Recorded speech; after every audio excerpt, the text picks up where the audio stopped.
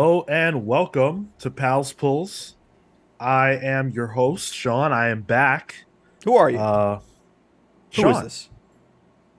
Oh, he's back. Yeah. I was gonna say let's do a scroll bit, but I'm pretty sure you guys have done that. Boy, have Oh, we done it. that That was is. the first bit. Yeah. We've done it to death. And we'll do it again when Secret Invasion comes out. The comic, the television show. We'll have plenty of scroll talk down the road. We have today though, Pals Pulls. I am Sean, as I said, joined by Tyler. Sure, likely. That's what Sean would say. Yeah. Isn't it, right? And Kale. What's up, hot dog? No Marco this week. Although notably, I did hang out with Marco yesterday. How'd that go? It was fun. Huh. We played some You guys were Smash. smashing, right? Yeah, we were smashing. You know, always fun to smash with your boys. Smash You with use Marco's protection, brother. right? Uh, Oh, let's God, not tell talk me you use about protection. that. You're talking about me and Marco. Guaranteed. Listen, it's a crack ship for sure, but I mean, you got to protect yourself. You're talking about like the Wiimote condom you put on, right? Yes. Everyone's Exactly grandma that. had that for her Wii Sports, and the only game she had on the Wii. Hell yeah. So we have this week quite a few books that we're going to be talking about. This is a I would say it's a packed week. Put that to the side. I had to read Judgment Day #4 in preparation for the show because I wasn't on last week. So I did do that. We have 5 books. How many? Well, 5. We've got 5. Kale, you're supposed to say count them. As soon as it came out of my mouth, I went, "That's not right." That's not what I say. So you're the scroll, not me. Shit. We've got Vanish #1. This is the Donny Cates, Ryan Stegman book that I feel like they've been plugging forever, but it's finally here.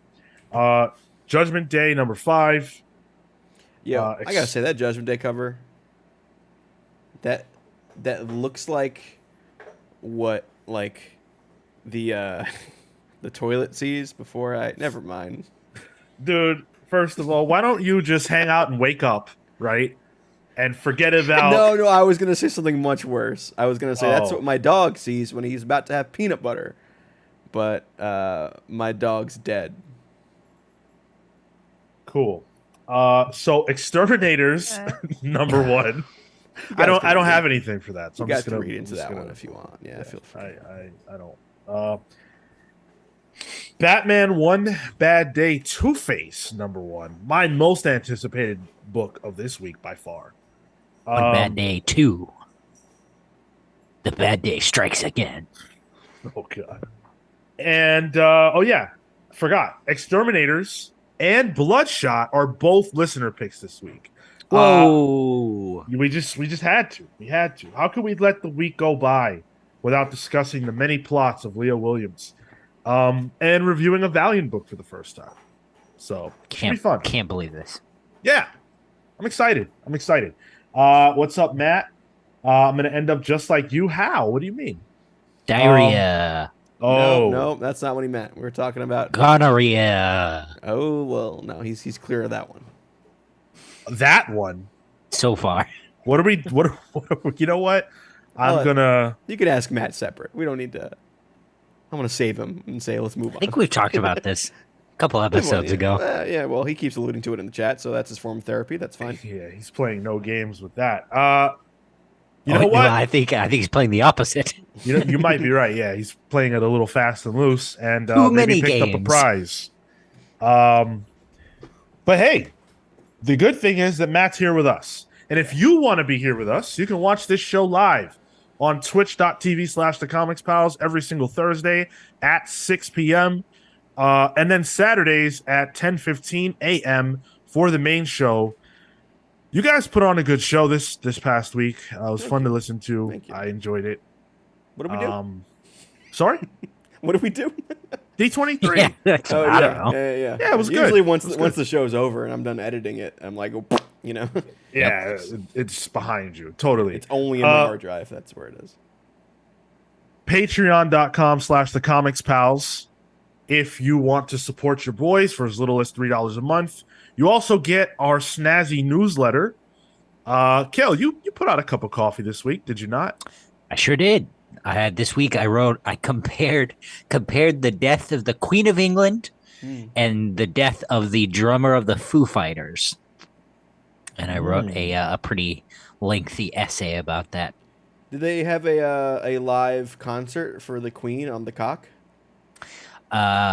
You'd think so. There were a lot of cocks there. Cockneys. Wow. Hey. There we go. Kale courting death and controversy this week in his newsletter. There's lots of cool stuff you can get from our Patreon page. So I encourage you to go check that out. Patreon.com/the Comics Pals.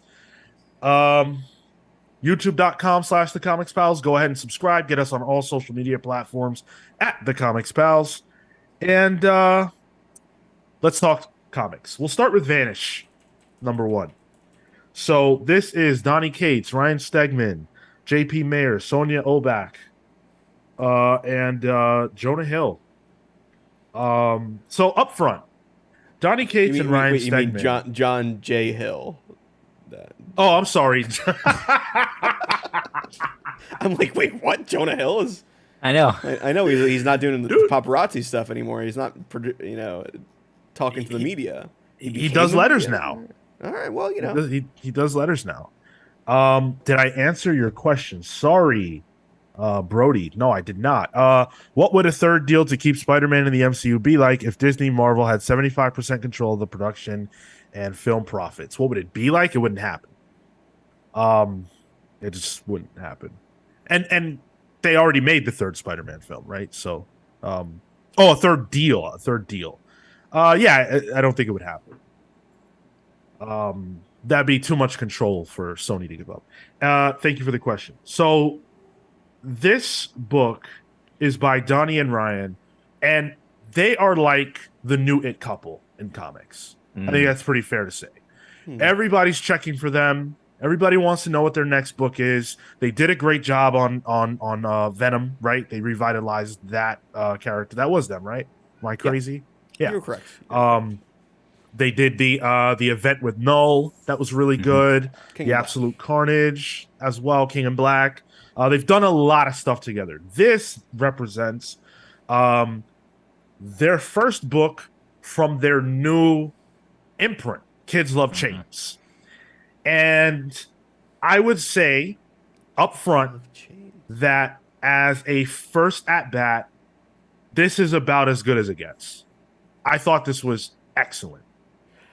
By the end of the issue, I agree. I enjoyed it. I would say halfway through, I was like, oh, this is getting a little kind of cookie cutter. This seems derivative of a lot of different things. Oh, yeah. And you just threw it into a big old stew. Still some chicken on that bone, that sort of thing. And by the end, I did like it, though. I did care for it. But I was like, that's a little too Harry Potter like. It's just edgelord Harry Potter. But then when like that switch happens, like I don't even want to spoil what happens. That's fair. Sure, we can spoil what happens in it, but like that there's like this one beat that I was like, oh, okay, that's pretty cool. It's pretty good. That I really enjoyed it, and then I was on board. Then they hooked me. Yes, Matt, it is the darkness. I was gonna get there. Yeah. Well, Tyler, kids do indeed love chains, and so it makes sense that I don't get that. What is that? So Todd McFarlane was asked why Spawn and all his characters always had chains, and McFarlane quipped in response, "Well, kids love chains," and Donny and Ryan, I guess, love that. I mean, high school me did on my wallet at least. Did you guys have? God, you were one of those. What does that mean? One of those. We know. We all know. What are you going to call emo kids you people next to, Sean?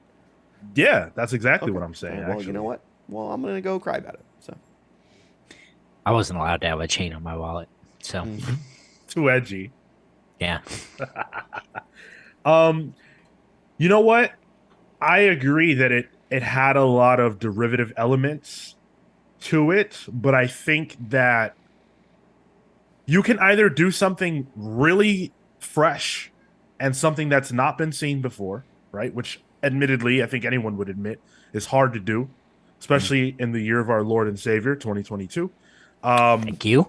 You're very welcome, Kel. That was for you.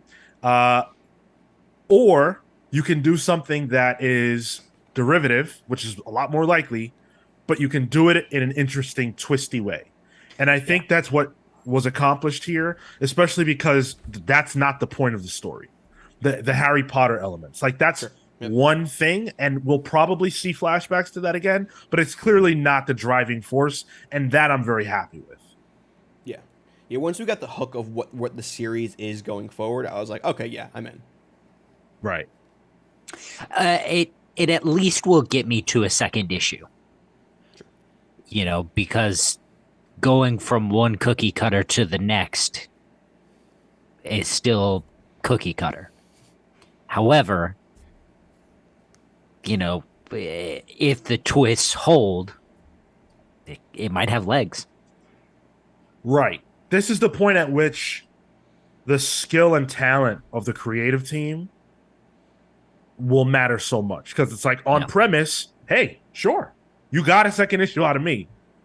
Can you sustain it? And I think they can. I mean, again, Donny and Ryan are two of the best in the industry. And by the way, Mayor Obak and John Hill are also super talented. This is a pretty book. JP Mayer's good. Yeah. Yeah. We'll talk about Ryan Stegman, but just like talk about the colors and the inks, man. This is really, really good looking. I'm unfamiliar with Sonia Obak. Is that inks? I've seen Obak, but I can't remember where. I'll figure this page. This page here, with the kid superhero, really got me because of how the colors I just thought were so good. I just really, really love the colors on this page. And I'm used to Ryan Stegman's work, so, you know, I know it's quality. But to see it brought to life with these colors, I was like, man, this is just dynamic. Like, look at those greens and the swirls on the power set there. That's attention to detail. That's good shit. Sean, sorry, I want to answer your question. Sonia Obak was the colorist during Nocenti's Catwoman New 52 run. Okay, yeah, so there you go. So yeah, she's the colorist. This and JP Mayer will be doing inks. Yeah. Okay. The page where we first the page where we realize that Oliver is missing in the school assembly or whatever. When the two friends look at each other, that's what I'm looking at. That's when I realized that this art was something special, because there's something about the way those figures are of the two students. Yeah. That genuinely looks 3D. Yo, I was thinking that too. Like it looks like almost animation. Like it looks crisp. Yeah. I'm trying to find the page right now. Correct me if I'm wrong. You're referring to this one? Yeah, exactly that. Yep. Yeah. I was thinking of there's one where the foreground and background, there's a clear delineation of what's in focus because the background is obviously out of focus. I'm like, that is an interesting use of the digital part of the art here. In that panel you can too. Yeah. And like there's different environments that we're presented with. So, you know, we're presented with Earth, right? Which is traditional. It's grimy, it's gritty, it's dark. But then there's also the past, which is showing us this other world that exists outside of Earth, and is filled with these beings that have access to magic and stuff like that, which is something that I did not see coming, based on what I knew about this book. So that caught me off guard. But the ways that that those two worlds are presented from a visual standpoint, even though the not Earth space is not, it's not. I wouldn't say it's very like I don't want to say creative because that sounds bad, but it's not like it didn't knock my socks off from a concept standpoint. I feel like we can show this. Like it looks cool. It's nice, but it's not, oh my God, I've never seen this before. But the point I'm trying to make is that visually, color wise, right? Presentation wise, it's so different from the Earth that we're seeing that it stands out. And I love that about this issue too. I hope we get to spend more time there at some point because it is so fantastic, but so shrouded at the Right. same time. I think it would be a real loss to lose that set piece. I agree. And I think it would help a lot. Like, I don't think that we can sit with the main character, and not see any more flashbacks and just accept him as he is, because we still need to know a lot more about him. Matt has a question in the chat. He's saying, "Do you think it is sustainable considering the fact that Stegman is now an event level artist? Will the release schedule be sustainable, or are we going to see fill-ins?" I don't think we see fill-ins at all for this. I think this is a creator-owned book, and I have a distinct vision for this. And honestly, Stegman does not have anything really planned for Marvel in terms of interiors. I think he might be doing... Yeah, he's really just doing variants right now. And promotional artwork. Yeah. Like he did the promotional art for the new Spider-Man with Dan The Slott. Dark Web, right? And he's doing Dark Web, yeah. And he does covers for the current Jane Foster, The Mighty Thor book. So he's kind of just a cover guy. And like, King of Black was what, 2 years ago? Something like that. Yeah, so like, no offense to Stegman, but like, he's been gone for a bit in terms of like being a main level big two guy. Probably doing this, honestly. Yeah, I was going to say, to Matt's point, I think it's deliberate. I think that, they have a bigger vision than just doing Marvel and DC Comics. And first of all, I think that this book is a little further ahead than just, issue 1, 2, and 3. Gotta be. And so I think that offers the opportunity for Ryan to work ahead, but also take additional work, like doing some of the promo work for Marvel, cover stuff. But as far as interiors, I can't really imagine, outside of like a one shot or, like a small piece of a larger story, I can't imagine him doing anything else for the next year or two. He was in that, what is it, Spider-Man 1000 or whatever? Yes. Yeah, he did that, the weird Daily Bugle one. Yeah. Yeah.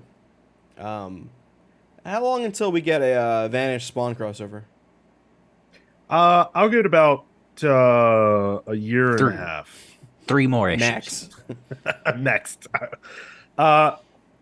It's also worth pointing out this book is hyper violent, right? There's a ton of violence, a lot of gore, which, you should expect by now from these two. I normally don't love like a lot of gore in comics. I'm not sure why that is, but I think here it's effective because it serves the story, and I think it adds to the grittiness and the intensity of what's happening here. These are characters who have magical powers, but they're brutal with each other. And what's the main character's name? I can't remember his name. Oliver, is it? Oliver? Oliver, Yeah. Thank you. Whenever Oliver kills the Baron, and he has that creative way of doing it, I popped. I popped because I thought that was awesome. It's good stuff. Really, really good. Yep. I kind of want to say this was my book of the week. I'm looking back, and I think this is my book of the week. It might be mine. Yeah. Not mine. We'll see how the conversation goes, but it might be mine. That's kind of where I'm at too, Kale. I really, really, really loved it. I thought it was phenomenal, but I did enjoy some of the other books in the stack too. But one thing I will say, obviously we're all saying pull. I would. Speak for me. Well, I mean, if it could be your book of the week, I highly encourage you to go buy this. I'm sure it'll sell. It doesn't necessarily need our seal of approval, but I think if you want something that's really interesting, if you can stomach a bit of the gore and you kind of like know the ropes with Donny and Ryan, I highly recommend it. It's a lot of fun. It's a very good first issue. If you feel like comics are stale right now, this might give you a jump start. Pick it up. The violence to me is a bit like Invincible. Yes. Like it feels on that same level. Yep. Um, like Invincible, but with Batman. I guess like if you took that level of violence and then put a bunch of black in it, I think that's what this is. A tortured main character, Yeah. Yeah, sure, for sure. All right, cool. What's going on there, Tyler? Hell if I know right now, man. I don't know. I think my cat got into his catnip somehow. You said he got into his catnip? And he might have. He's unhinged right now. So always nice to have an if I quickly mute myself, it's because I screamed because he scratched me somehow. Oh no. Yeah, it's just part of owning a cat. I mean, look at my arm. It's just full of scars and cuts, and that's life, man. That's just how it is. I could never. Let's talk about AXE Judgment Day number 5. So, no? Can I be honest? You can, but let me just say the creative team. Yeah. Kieran Gillen, Valerio Schiti on art, Martha Gracia on colors, Clayton Cowles on letters. Matt, that's your cue to type skeet into the Twitch chat. Tyler, be very honest. Yeah, I'm tired. I'm done. Yeah. The shtick, nothing's happening really, and I can't even say that there's character work happening anymore though, because it's moving so fast. Yeah. We're like, we get 3 pages of maybe fun character work in this. It's just not happy either. It's dreary. It's not what I want right now to read. Like I'm not there's nothing against the quality of it. I'm sure. I mean, I think the art's very good, honestly. I'm a big Skeety fan. But like just the story itself, it's just like everyone dies. Here, watch them die. But this has been going on for all the past 4 issues. Like Everyone's died the past 4 issues. It's just like what does it matter at this point? There's no stakes at all. I feel no stakes in this. I never have. As soon as they showed the world end, but it was a bit, it's like, all right, well, you gave it up. You gave it up in the second issue. Yeah. It's like in a wrestling show when the first match has the ref get tricked. Sure. And then you lose faith in the refs for the rest of the show. Yeah. You know what I mean? It's just like, well, yeah. You already did it once already. Right. Yeah. Okay, so you both are veterans, so we can have this quick talk. Sure.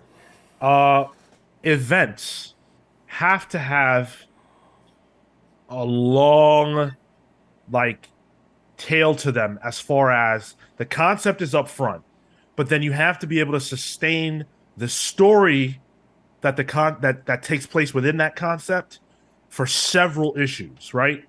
And I don't think that there's any story here at all. I think there is the plot, like the concept of, hey, yeah, the Avengers and X-Men and Eternals are all being judged, and that's it.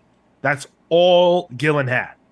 And an idea of an overarching story that's talking about, our faith in gods and, how humans behave on Earth. And, what if we were to be judged? How would we be judged? We should live our lives better. That's all cool. But that is not 6 issues and, several tie-ins worth of story. It's just not. And it's never been clearer than this issue.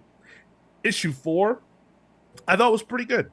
Um, but Gillen wrote himself right into a corner by saying that everyone was judged and the Earth was going to end, that everyone was going to die. I said, "Oh shit, okay." So I guess the fifth one is the final one. They'll beat him, and that'll be that. So I looked at the checklist and I saw that there was one issue left, and I'm like, "How in the hell can there be two more issues of this?" And then I understood. There's nothing left. If the Earth is being judged by the progenitor and everyone's dying, then what is happening in this comic book? How are they alive? It doesn't even make any sense. The progenitor is powerful enough that they were all worried that as soon as he judged Earth to be over. It's not over. They're hanging out. Cap sits and has a conversation with some woman when they're judged for death. He's individually killing people. Yeah. Yeah. Cap blocked the God Zap with his shield at the end of the last issue. Like, what are we doing? He had a bigger zap for him this time. And then they're all just going to resurrect anyway. Who cares? Yeah, there's no compelling villain. Please. Like there's like for an event, like I'm thinking like let's go back to like Siege. Let's go back to Secret Invasion. Like it's an event with a compelling villain. Final Crisis. Any crisis really. There is there is somebody you can say, all right, this is the big bad. People need to get together to stop him. It's just been this over talkative, man-made robot. Yeah. Robot. It's just nah. I'm out. There's no nothing here for me. It's like it's also just moving so fast. Yep. That even things like, well, the Eternals can't attack the Celestials because of the Prime Directive or whatever the fuck. Right. And just as soon as you hit that and you as the audience remembers that, oh, right, they can't. So what's going to happen? They don't let you sit with it. Literally in the next panel, Star Fox says, oh, but have I got news for you? And like any other event where Thor gets killed, that's the thing, Yeah. In this, there's a joke 3 pages later where Nightcrawlers are like, rip Thor, Like, for you guys, this should be real. Why are you, like, I know it's not real. Yeah. But for the in-character part, like, you're making jokes about it? Like, Nightcrawler specifically? I guess I didn't feel like that part was wholly a joke. Like, maybe they hadn't figured out the end of this issue yet. Maybe, but I definitely see where you're coming from. I'm very, with all respect to the creative team, because everybody involved is super talented, I'm very disappointed in this event. I was way more excited for this than Dark Crisis. And I kept saying, like, I hope I don't get disappointed because I haven't liked the Marvel event in a long time. And it went down exactly the way that it looked like it would in terms of like the worst case scenario. It just doesn't. I mentioned this when we did the Neil Gaiman's Eternals book in the book club. It's just the Eternals don't make sense with the other characters. Like, how is Captain America gonna fight a fucking Celestial? Why can his shield. Well, I just like, what are we doing here? Yeah. And also, like, this dude hasn't moved at all. Like, it's even like visually boring in terms of a fighting thing. Like, the coolest thing to come out of this is Uranus, which isn't even happening really in the main story. Well, and now we have a month of crossovers before issue 6. Yep, we're gonna a Spider-Man issue where he gets judged by Gwen Stacy of all people. Well, good. He deserves that one. Yeah. So largely this issue is the hero's trying to figure out a way to stop the progenitor from killing everybody. But as we stated, the judgment has been passed. So really, everyone should already be dead. And past that, I have no ability to care. I just don't. There are some minor character moments that are fun. I think Nightcrawler gets a few spots in. But given the religious nature of the character and all the work that's been done over the last 2 years with him and the way and the all that good stuff, I really don't feel like he's been leveraged. Like, this was the only issue where he really has anything to say, and it's not that interesting. Like, it's fun, but it's not like compelling. Captain America is the one who's going to speak on behalf of Earth, and I'm not against that by any means, but I would like to see Nightcrawler take on a god. I think that's interesting. Not from a physical standpoint, but maybe he would have something interesting to say. He doesn't. Yeah, even Cap's speech is like, all right, whatever. Like, I don't know. I don't care. Yeah. One of the few characters in Marvel Comics where religion is one of his core tenets is Nightcrawler. So the idea that they created a god and now he's judging him. You'd think he'd have something to say there. Right. Yeah. But but I also think that's also a bit indicative of how he's been handled in the X titles. His religion is gone, because his whole thing is death and resurrection, which puts him on par with Jesus. So he's resurrected more than Jesus now, so he's above Jesus at this point. Well, I mean, we don't know that. We only hear about the one. Yeah. He's like could Jesus be 4 times. There are 4 gospels. Maybe they're separate accounts. I just don't I don't get it anymore. And I think this should have I don't know. I don't want to say what it should have been. But I don't care for what it is. And I think it ran out of steam. I don't understand. Like, did I miss something? Why is Cap respawning with a shield? Like, was he buried? I didn't even think of that. Yeah, that's dumb. I mean, but like, how else would you know it's him, right? Like, yeah. Well, I mean, I just, like, how else would you know it's him? But also, for me, I opened it and went, "Oh yeah, of course." Like, it wasn't even surprising. Yeah. Cyclops doesn't respawn with his visor, Right. They've never shown that before. And like, I filled it in my mind, like maybe they put him in there, or maybe they put the shield in there, but like that doesn't make any sense to me. Not really. And they didn't say it. So it's just, I don't know. I don't want to be nitpicky, but that to me is just dumb. And it's a shame because from a visual standpoint, it's a really great comic. And in any other thing, that would be a cool ass moment. Hell yeah! Mm-hmm. Like, but also like you kill him off, and then you bring him back in the same issue. It's like you don't even give us time, right? Yeah. To like, well, and now we know how the whole thing's gonna end. Like, dude, I didn't even need time, Tyler. You know why? Because when Cap died, I didn't give a damn. I hardly even realized he died, quite frankly. Yeah. It doesn't matter. They're all going to come back. No, like, and I'm not saying that in a way of like, oh, I'm a jaded comics fan. We all know the book is telling us. Like, they literally have the ability to resurrect at will. So what? I don't know. Is this a way to get rid of the mutant resurrection protocol? I mean, they're using it. Like, why? Like, what would cause it to go away? True. That's what I thought they were going to do. We talked about that on the second issue or whatever. Like, oh, if they get rid of that, then there will be stakes here. But no, almost seems like they're going the opposite direction. It's like everyone can do it now. So then like that is just dumb for a comic book universe standpoint. Like yeah. I'm tired of the Eternals.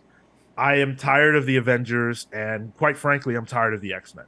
This book exhausted me on all of those characters, and I'm not going to say that I no longer care, but I'm on the edge. I'm on the edge.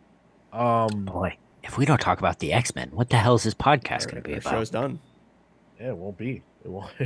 I would say pass if you don't care to finish the event, if you're hearing this and you're like on the bubble, I don't think there's a reason to read this. And quite frankly, if you haven't read any of the issues, I would not say, yeah, go out and pick this event up. I just can't in good conscience because I mean, what is this? $5? It's $5. We've spent $25 to this point, and what of relevance has occurred that we care about? Name one like bit that's like, oh, like I can't really. The first fake out, maybe? That was cool. But because it wasn't real, we look back on it and it's like, Yeah. Yeah. Hindsight's 2020, I guess. Matt says Matt Judgment says- Day or Heroes Reborn. Matt, are you talking Jason Aaron's Heroes Reborn? Because if we're talking Jason Aaron's Heroes Reborn, I maintain that's a really fun little mini event. So I would go with Heroes Reborn on that one. It's also Ed McGuinness on art. So yeah. No, 90s heroes were born. it's still a tough one for me. Not me. Heroes were born. Where are you guys at as far as passing? I'm passing. If I wasn't doing the show, I would like literally pass and like stop picking the rest up. Yeah. Like this is getting to the point where like it's overriding my need to be a completionist too. Yeah. Like which is tricky. It's really unfortunate. It went off the rails for me. Yep. Yeah, hard pass. So let's get to the first of two listener picks. We've got X-Terminators #1. This is Talk Leah about off the Williams.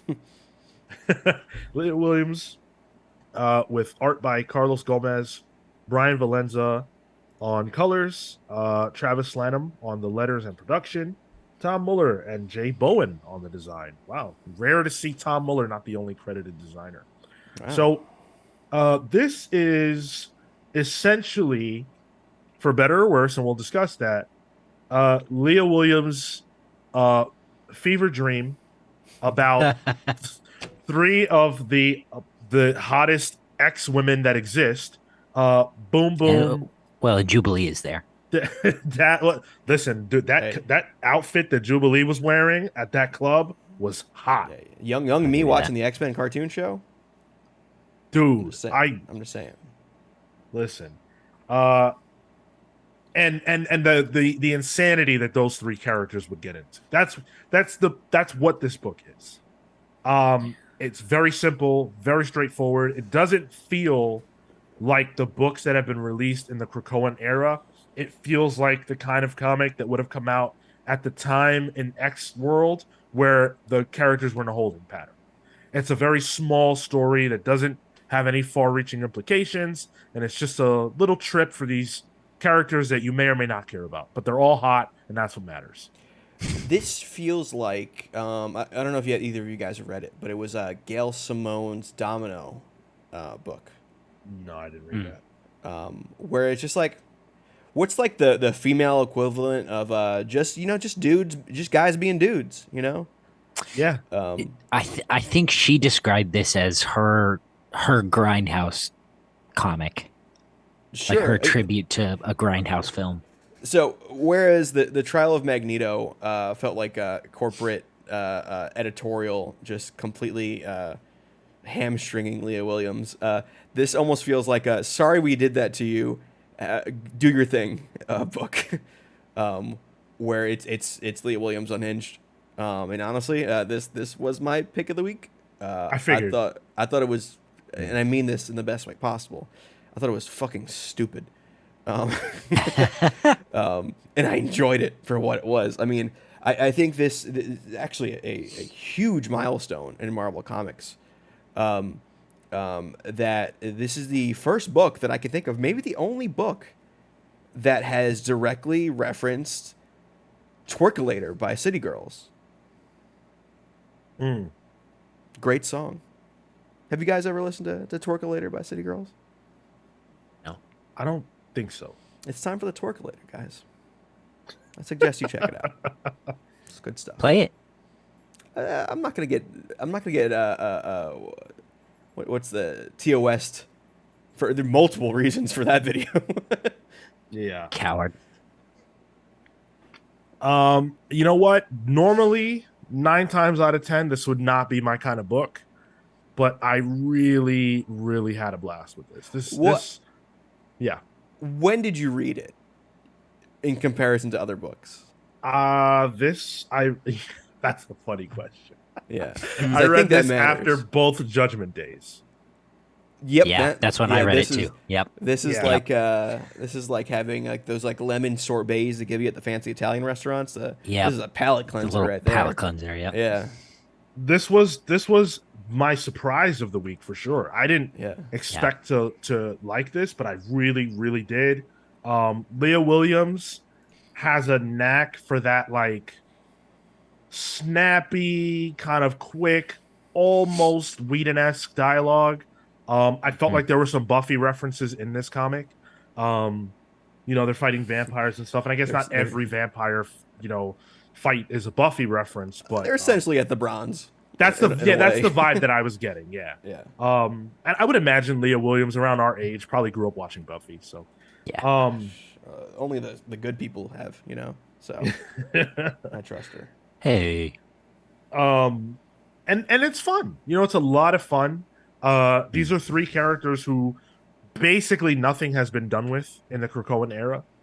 Yeah. So it was nice to kind of see them, a little bit refreshing. I haven't seen Jubilee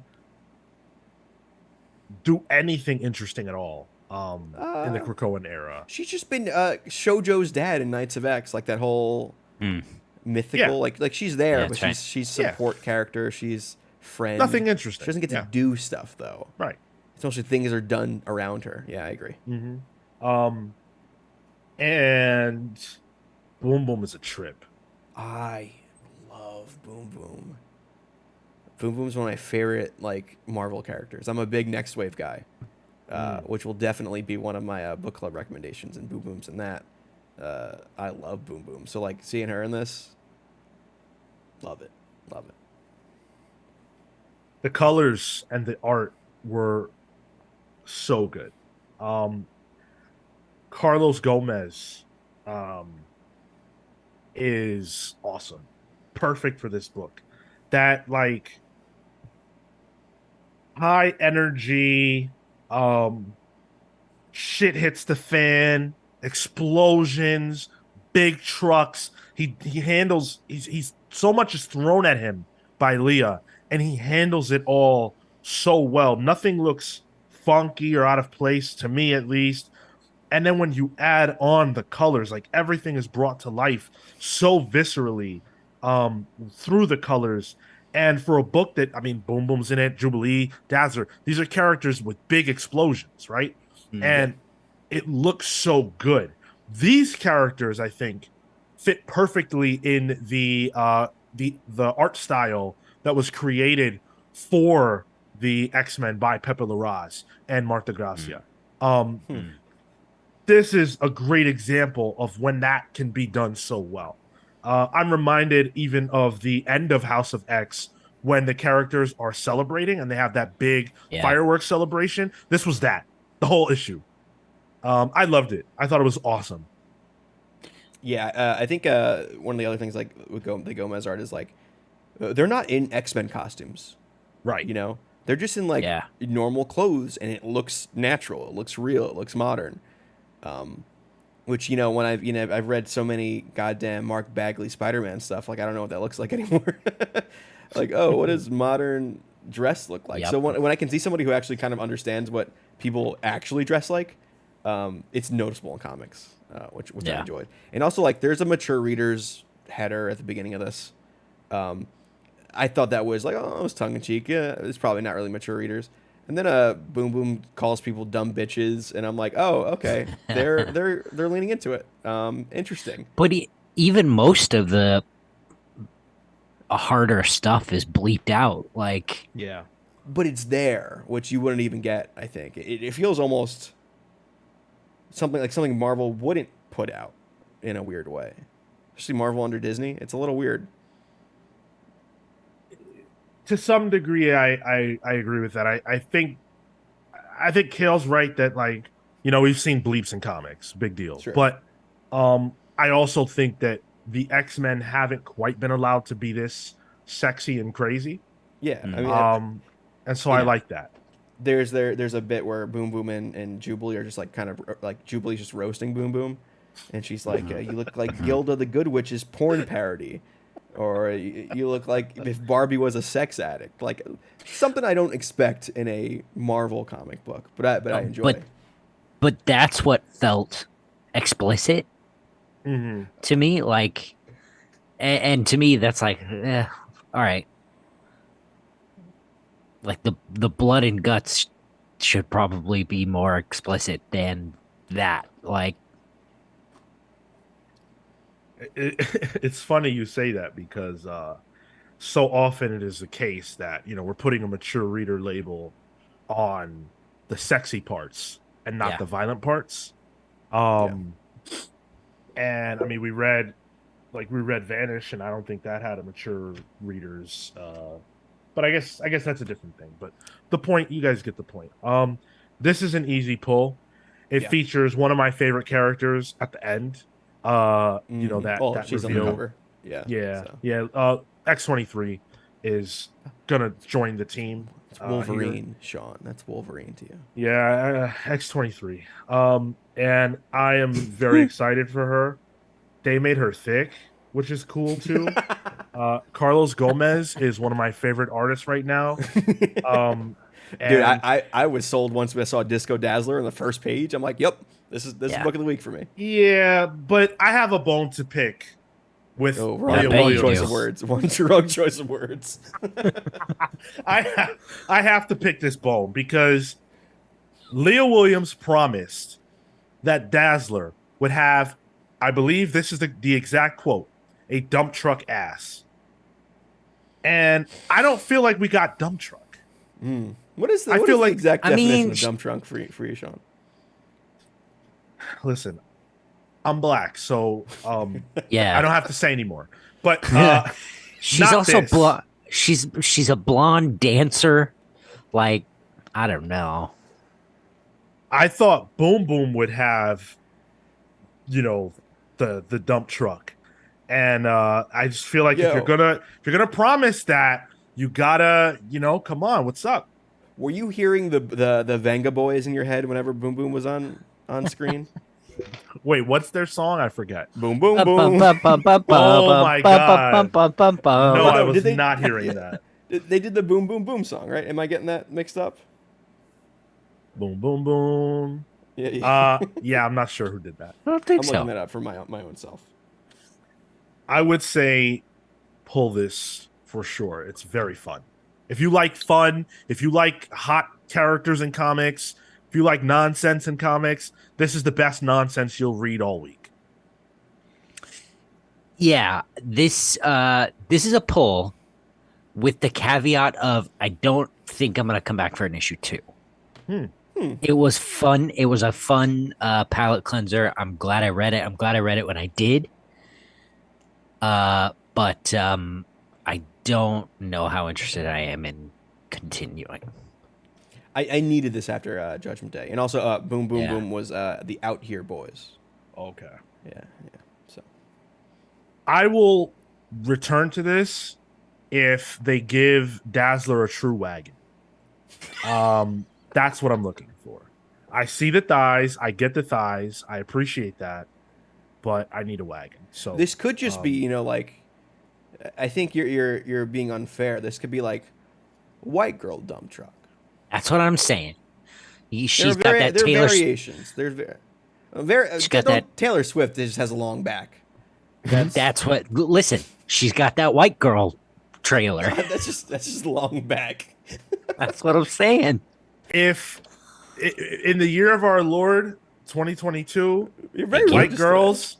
white girls, they're judged on the same scale as everybody else. That's because fair. Surgeries exist and they're eating a lot of Spanish food, and something is happening that's causing them to have, What the fuck is Platanos doing to people right now? Listen, yep. Shit. So I got a question though. Yeah. Is this Mojo or is this Arcade? It's got to be one of the two, right? Mojo. There's an arcade thing happening soon. Am I correct, or was that like a long time ago? I think you're right. I think I heard something. Yeah. Murder World, like Avengers and stuff. Yeah. So I would say that is probably not the case. Mojo makes a lot more sense, but they're on Earth, so Something funny's going on. yeah. Yeah. Feels like Mojo. Feels like arcade. Feels like their bits. Mm. All right. So from the fun to the grim, let's talk about Batman One Bad Day, Two-Face #1 by Mariko Tamaki, who I think is phenomenal. Javier Fernandez, Jordi Belair on colors, Ariana Mayer on letters. I have been looking forward to this for a very, very long time. Long-time listeners will know Two-Face is definitely my favorite DC villain and one of my favorite villains in comics. Such a tragic character that I have always had strong feelings for ever since I was a kid. And the One Bad Day premise is, what if the villains of Batman's world had a traumatic experience akin to the Joker that led to the Killing Joke, right? That was the idea. I haven't read the Riddler one. I missed that review, so I don't know how good or bad that was. This... You did? Yeah, he missed that one. Sean always misses the good shit. I know. Oh, you got to read that one. I absolutely will. I'm behind. It'll change your... it might further your opinion on whatever your opinion is on this book. Well, my opinion is that this was not good. Interesting. I feel like this doesn't even live up to the premise of the One Bad Day. Yeah. Sure. And I don't... It didn't say... What did it say about Two-Face? It says about Two-Face that he's Harvey and Two-Face. Both. Yeah. Seeing Harvey go to the dark side is always sad and unfortunate, except here, because we already know that's what's going to happen. And nothing forced his hand. Nothing was like, I have to be bad, or I have to... Like, what's happening in Detective Comics with Two-Face is much more interesting than this. What I love about Two-Face is the push and pull and the tragedy of him, and the fact that Batman so desperately wants... Like, I feel like in a perfect world, if Batman could only have one friend, not ally, and not father figure, friend, it's Harvey. Yeah. And the fact that he cannot have that because Two-Face exists is the other than like what happened with Jason Todd, I would say this is Batman's biggest failure, that he couldn't save Harvey. I didn't get that from this. This did not evoke those feelings from me at all. It felt kind of paint by numbers for a Harvey Dent story, a Two-Face story, and the fact that he wanted to kill his father is like sad and stuff. But it's cliche. Like, again, yeah, like, all right, wow, yeah, I bet he does want to kill his dad. Why didn't he do it 10 years ago? Like, I almost feel like, I don't feel like he should have killed his dad, but I kind of feel like, hey, he should have killed his dad. Like, his dad sucks. I don't know. But also, why? Like, does his dad suck? Like, he's like accepting of Harvey. It lets him come to the party. You know? Like, he doesn't seem that bad to me. I thought, and maybe I'm getting this from the animated series, but I thought his dad was bad to him as a child. I thought in the text they don't tell you that. The worst thing they tell you in the text is that his dad used his power to hide some of his new girlfriend's DUIs, which I'm like, hey, welcome to local politics. That's just normal. Sure. Like, I don't think it's let me poison his whole birthday party's worth of like, sure, it's not good, but in terms of like the gradation of things that Batman villains do, like, this is like, I'm not even sure Batman would beat you up for this, which is saying something. Yeah, I wasn't feeling this. The only thing I could think about during this whole book was like how dumb Batman was. Like, yeah, it just kept making me think of the George Bush quote. Fool me once, shame on you. Fool me twice, can't be fooled again. That sort of quote. Like Batman is just like, stop it, dude. Like it's Two-Face. That's all you're gonna get. Stop trusting him. Yeah, it's like as soon as Harvey says, "I don't know where it came from," I went, Two-Face. Like, yeah, Really? you do. Really? Stop it. Hey, The worst detective. cut it out. But who the hell else would want to kill Harvey Dent's father on his 88th birthday? Who cares? Yeah. It's, Yeah. It's more interesting if it's not Two-Face. Like if there's some political reason, like maybe his dad did something that, angered or caused some pain in someone else's life and they want to assassinate him for that. And Harvey genuinely has to stop him, but Two-Face forces him to kill that person and Batman can't stop that from happening or something like that. Like for it to just be Two-Face is like, yeah, no shit, it's Two-Face. If only Or there even- were if only there were a character that was close to Harvey Dent personally, who's also killed a whole bunch of people, maybe on specific holidays like birthdays. But no, not even reference. Or even give us that misdirect, Oh, they think it's the Joker. Okay, we're gonna go after the Joker, and holy shit, it really looks like the Joker did this. Oh, but actually it was Two-Face. Okay. Well, it's still pretty good. I think that if Mariko Tamaki, because they're super talented, I think if there were 3 issues to play with, Yeah. then maybe there's more room to do stuff. But in just one issue, it's gonna be paint by numbers. And not that it has to be. I'm sure the Riddler one was really good, and I'm sure other ones will be really good. But for this particular exact story concept, this can't happen in one issue if it's gonna ultimately just be Harvey. You have to make me care about the fact that he's doing it. And how many wasted pages were there telling you who Harvey is? I know that. There are wasted panels just for Tamaki to show Nakano, the character they created in their run of comics, and like name drop a lot of their characters, and I'm like, all right. I get it. Murphy says that Tamaki can't land an ending, in his opinion. Big concepts can't close. I don't even think this is a big concept. I don't think so either. Yeah, I think the idea of the one bad day is a big concept, but that's the objective. That's not the concept of the book. Yeah, it just doesn't track. I don't, especially after reading the Riddler one. Like Riddler, to be honest, it's not that different. But Riddler comes out looking like a fucking threat.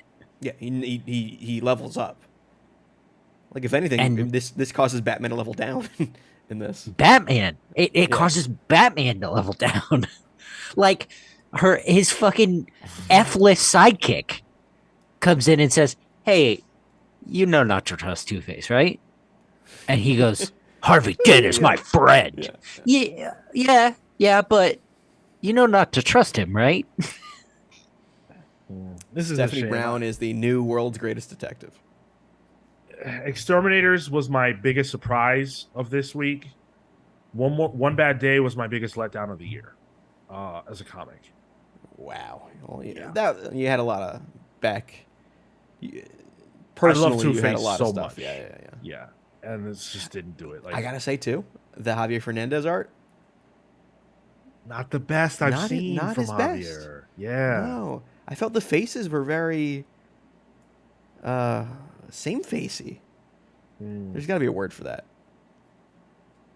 And also, the face is very Jim Chung. Same face. Kind of scary sometimes. Like look at Harvey's wife's face there. Like what's happening there? That's like horrifying. I don't know. The artwork didn't do it for me either. But I could have. The colors are good. I mean, Jordy Belli. Yeah. True. But yeah, I unfortunately have to say, easy pass. Also, I gotta say on the cover, it has Batman and Harvey Dent's dad on the cover. But like, how were you supposed to know? Like, I thought it was Penguin the whole time. Yeah. It's just a weird choice for the cover. It's like a character you only find out about 2/3 of the way into the book. Yeah. Big shame. Let's get to the second of our listener picks and the very first Valiant comic that we are ever reviewing on this podcast. Bloodshot Unleashed #1. This is by almost an entire creative team. Well, half a creative team of people I've never heard of. Dennis Camp, John Davis Hunt on art, colors by Jordi Belair, Hassan Otsman El-Hau on letters. So I'm going to assume that there are a lot of people listening right now who don't know about Bloodshot. And I think this issue, I know the bare bones about Bloodshot. I think this issue does a solid job of explaining like what you need to know, what is must know about the Bloodshot character. I was a little bit thrown off by the then now, the past present flipping of the issue. Once I kind of caught the rhythm of that though, I found a comic that I really like. This is exactly up my alley, actually. I love stories about broken people, military veterans who are screwed up in the mind by what they went through. You like that? Oh, yes, that is up my alley. As a story beat. Okay. Yeah, not in life. Loves it in real life. You should see him hanging around the VA. Yeah, he's fully torqued at the VA. Sean, so John Davis Hunt, that's his name, right? Am I saying that correctly? Yeah. I don't know if you remember the it was like that weird Wildstorm revival a couple years back. Yes. I read none of it. I think he did the Wildstorm. It was the Ellis stuff. Ah, okay. It's good stuff. So I read this too. I did get to it before my nap. Oh, thank you. Yeah. Good. Oh, I did not. Sorry. Yeah, that's okay. I got it. I've read Bloodshot before too. Yeah, famously, Matt and I we did a review on an all black issue of Bloodshot for the previous show, which turns out kind of hard to review. You're missing a key aspect there. But I thought this was pretty fun. The whole premise is that Bloodshot he's unleashed across the U.S. where he is trying to stop other super soldiers in a way, right? And I guess the gimmick is going to be that each super soldier has a different power set, which I'm like, yo, that sounds like a good video game, you know? This one guy, he's almost Cable from Marvel vs. Capcom 2, where he could just pull out these big ass weapons out of nowhere, and it leads to a fun thing. I thought the whole, like, I understand Bloodshot, he's a troubled guy, but this dude like just offs himself multiple times in this issue, just kills himself by shooting himself in the face, which I thought was like, all right, that's a little dark. I'm reading one of the reviews, like a user review on the League of Comic Geeks, where I get the covers from. And he's like, got the first issue, loved it. The story here is too relatable, at least on a psychological level. Oh. And I'm like, yo, Bo, hold on, watch list right here. But yeah, I thought it's fun. It's nice to read Valiant's yearly book, for the show. Yeah, that moment where she where the woman out-offs herself, that was like,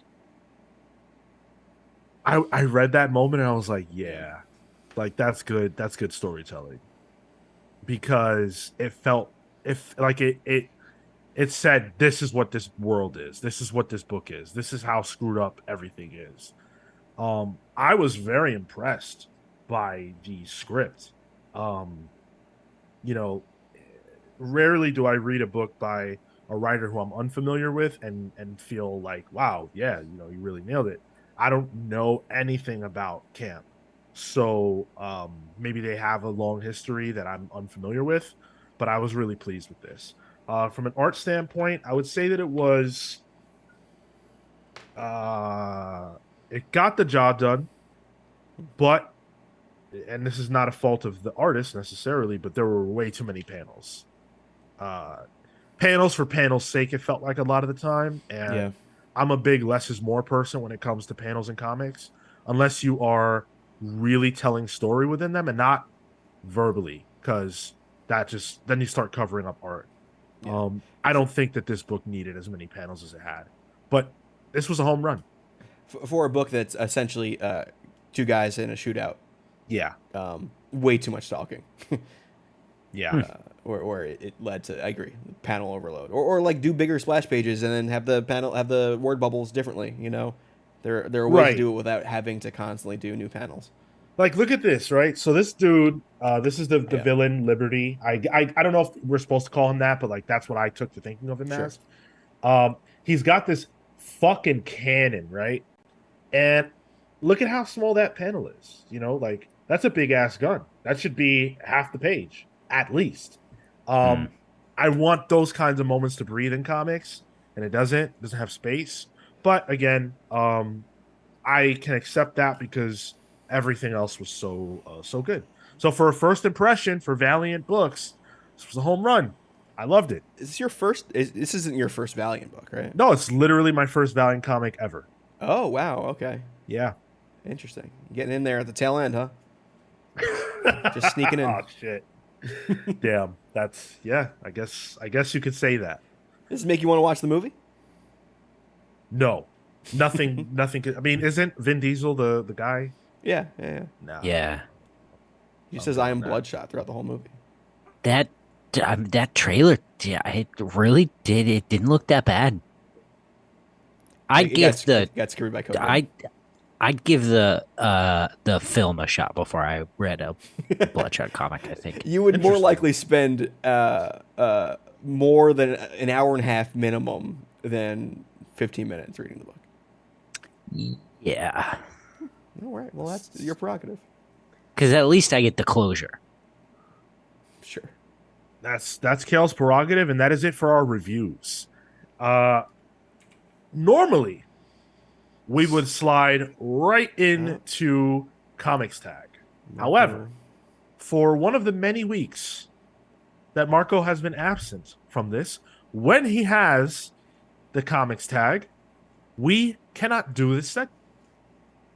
I think he's doing it on purpose. I think we're gonna have to start. I gave him Echolands, which is a beefy one. So sure. I think we're gonna have to start punishing him for missing. We can't punish Marco. He's into that weird shit. Punishment's pleasure for that dude. Let's make him read the 60s Superman shit. Can we assign him Bible the graphic novel? Yeah. Let's assign him 9/11 the graphic novel. Oh wow. How that sounds graphic. Which one? Right. That's called Holy Terror by Frank Miller. Oh, let's assign. Didn't he get it? He might have. Yeah. Or was that? A print, or was that Matt? No, it's Matt. Matt definitely has a copy. Oh, okay. I'm sure Matt has it. I feel like I remember Marco literally going to get it. Since Marco's not here, I will tell you that yesterday when we hung out, Marco was wearing a TikTok hat, like a branded TikTok hat. He doesn't even use the TikTok. What the fuck was that? First of all, you're mismatching your brands.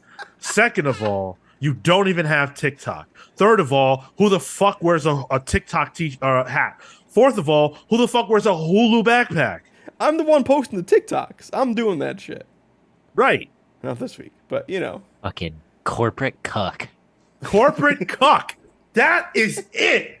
That is Marco's nickname forevermore. Wait, so is this the new rule now? Ooh. If you miss your comics tag, you just get roasted without the ability to like defend yourself? Yes. That is in perpetuity the Comics Pals rule. We've always I'm cool with that. So I'll see you next week, Marco. I guess if you want to regale us with your thoughts on Echo Lance or show us your TikTok hat, we will be here for it. You think Marco has a hidden TikTok that he doesn't tell us about? Oh, come on, of course, right? I'm sure it's disgusting. A porn talk. Yeah. They don't. It's not a thing. Is it? It's not a thing. Does anyone have a tag? An interesting one? No, I already gave Marco mine. Shoot. Off the top of my head, I got nothing. No. Yeah, me either. No, we can't. We And can't Frank- double and- up next week. Yeah. Oh, well. Yeah. Let's talk to you guys though about the books that we are looking forward to next week in the final segment of the show, Pals Pulls. So Sean wants to take a dip into a pool full of mealworms with the nice house on the lake. I Number really 10. don't because Fear Factor was never my thing. Oh, dude, when they used to eat those bull dicks, yo, Yeah, not for me, brother. the OG glizzy right there. Ugh. You know that kickstarted Joe Rogan's career. So, Oh yeah. thank you, Fear Factor. Yeah, I mean, look, Nice House on the Lake has been phenomenal. I feel like it's been a long time since the last issue. Am I crazy? Is this the final issue? No, it's I think 10 of 12. 12, right? 10 of 12. Okay, I just was confused because the highlighted icon of whatever character the POV is the last one on this list, but I guess that hasn't been in order. So Yeah, I'm still into it. I still enjoy it. It's very good. I'm excited to see how it ends. And I'm on the hook. Like as much as I wish it was over already for the sake of like timeliness, it's still good every time it comes out. So I don't even remember the last issue we read. I was trying to remember what guys, what I got a happened question. last. Yeah. Besides Walter, name a character from this book. Name them? Can't do it. Yeah, give me a name. Ava. Yeah. Oh, I can't even confirm it. I don't know why I asked. No, I don't know. Sure. I took a stab. I trust you. I want to say you're right on that one, Cal. Yeah. What's the quirky girl's name? Zoe or some shit? That sounds about right. No, I think you're thinking of Zoe Deschanel because she's quirky. Claire. I'm gonna go with that. It's a good one. I'm gonna go with Sam. I think that's actually correct. Trina. Trina. You mean the baddest bee? Yeah, new AEW fan Trina. Yes. And Sean, you also want to check out Old Dog #1. It's Yo. the long hyped Declan Shalvey joint with Clayton Cowles. Yeah. This is almost a Declan Shalvey one-man show. Declan Shalvey is super talented. We've had him on the show a few times. Always love to pick his brain and kind of, dive into what he's working on. This is exciting to me because I like. So Declan Shalvey he's help me. He is his nationality. He is Irish, right? That's what I was thinking. Okay.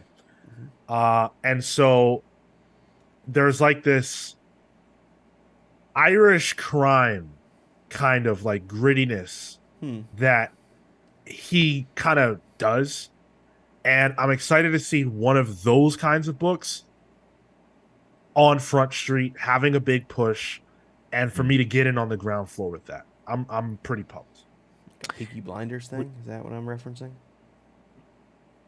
Is that Irish? I don't know what I that never is. watched. Is that Irish?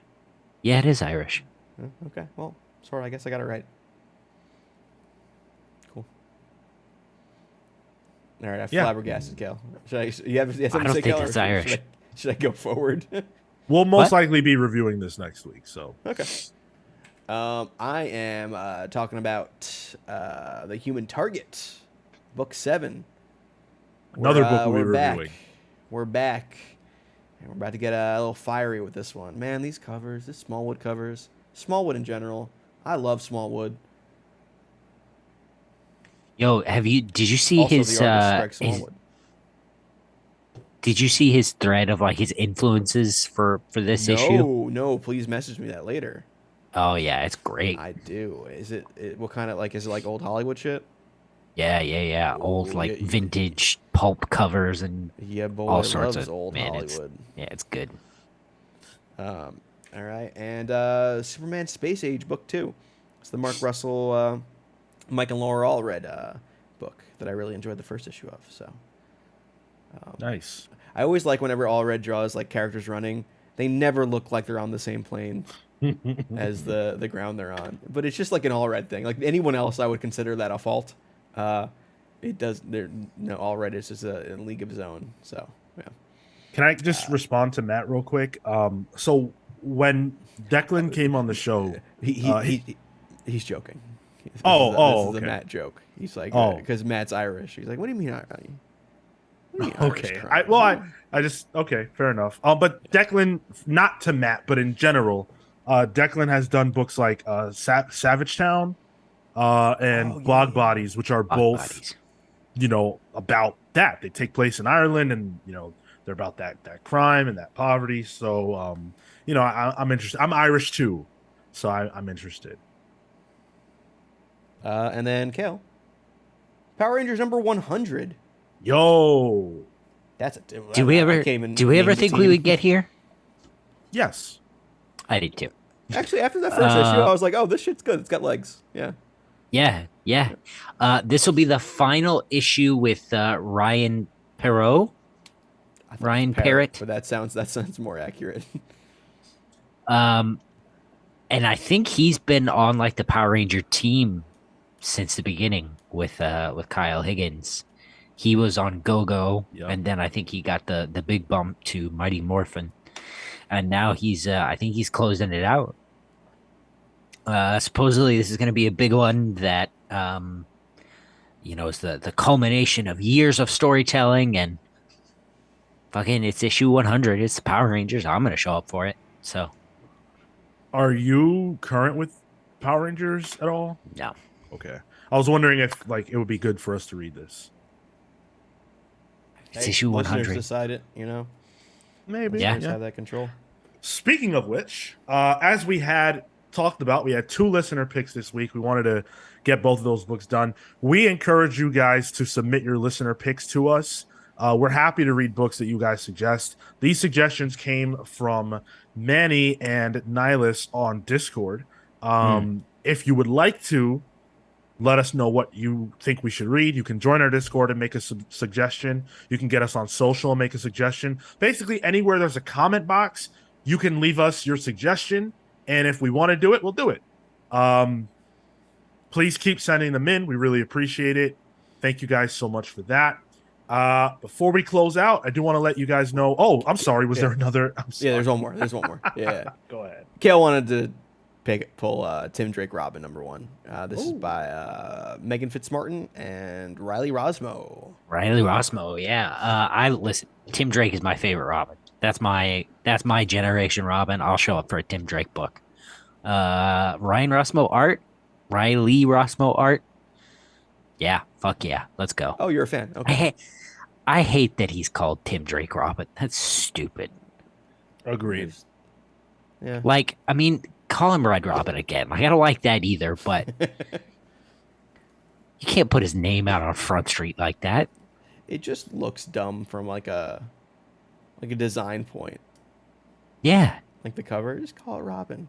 Miles Morales, Spider-Man. Yeah, that's the same vibe. Yeah. Yeah. No bueno. I like Riley Rosmo, so I will be checking this out as well. I mean, I guess fair. There is a Robin already with Damian, so I guess you can't. There's 2 Wolverines. But no, I mean, I'm saying there's a book called Robin, so I guess you can't unless you were to name it Robin : something else. But yeah, I mean, yeah, or make him Red Robin. Again, it's dumb, but that new 52 costume there. Or no, can he? Don't do that. God. Can he get his upgrade? Red Robin sucks ass, but can he get his Nightwing? His Nightwing is Red Robin. Well, yeah. So especially pre 52, that Red Robin was tremendous. Yes. If he's going to do that, bring that back. Was that Manipul on art? No, that was Marcus Toe. Marcus Toe. Oh, dude, that book was good. Yeah. But for me, Tim Drake is Robin, And I think like he's the one that like defines what Robin, the potential of what Robin is. Everyone else has kind of graduated, but like Tim Drake has made it his own. So like we know Damian is eventually gonna grow up and grow out of Robin. He's doing that now. Why not just make Tim Drake Robin? I don't know. Fair enough. So, patreon.com/thecomicspals, where you can support the show for as little as $3 a month. You get access to our newsletter. There's a whole bunch of other cool stuff there. Go check it out. We've got an exclusive show. If you're a regular listener and you're not on our Patreon, there's a whole other show we do that you do not hear. And I think you might like it. We talk about tons of other things that are not necessarily related to comics, like our health and video games and embarrassing stories about, you know, our lives and all kinds of other stuff. So go check that out. YouTube.com/thecomicspals. Subscribe, like the video, share it with your friends. Watch this show live every single Thursday at 6 p.m. Eastern. Watch the main show live. Join us this Saturday for the main show at 10:15 a.m. Eastern. I don't even know what we're going to be talking about, but you guys will find out soon. Thank you so much for listening to Pals Pulls. For Kale and Tyler, I'm Sean saying, until next time, take care, guys. See you next week.